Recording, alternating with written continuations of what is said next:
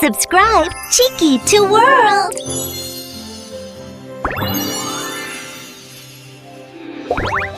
बहुत पुरानी बात है। टर्की की सरजमीन पर एक खूबसूरत सल्तनत थी जहां बादशाह हिलाल और मलिका लाइबा इंसाफ से हुकूमत करते थे।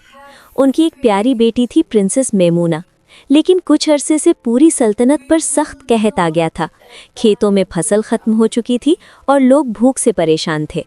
बादशाह ने दरबार में ऐलान किया, जो भी डायमंड वैली से मुक़द्दस रूबी ले आएगा उसे मेरी सल्तनत का आधा हिस्सा इनाम में दिया जाएगा। कहते थे कि उस रूबी की बरकत से कभी कहत नहीं आता, मगर वहां तक पहुंचने के रास्ते में एक खौफनाक देव रहता था, इसलिए कोई भी वहां जाने की हिम्मत नहीं कर रहा था। उसी जंगल में एक छोटा सा प्यारा और क्यूरियस दोस्त रहता था, चिकी। चिकी को एडवेंचर्स बहुत पसंद थे। एक दिन उसने देखा कि प्रिंसेस मेमूना अपनी दोस्त राबिया, जो वजीर अब्दुल्ला की बेटी थी, के साथ जंगल में घूम रही है। अचानक झाड़ियों से एक बड़ा रीछ बाहर आ गया। प्रिंसेस डर गई, लेकिन राबिया ने हिम्मत दिखाई और लकड़ी से रीछ को भगा दिया। चिकी ने ये सब देखा और समझ गया कि राबिया बहुत बहादुर है।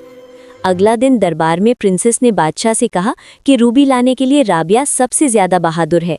बादशाह ने राबिया को बुलाया और वादा किया कि अगर वो रूबी ले आए तो उसे सल्तनत का आधा हिस्सा दिया जाएगा।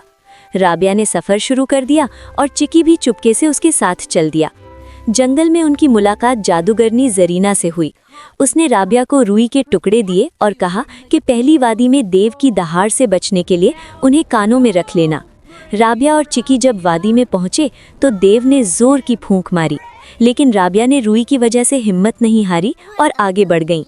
आखिर वो डायमंड वैली पहुंच गए, जहां एक शानदार महल था।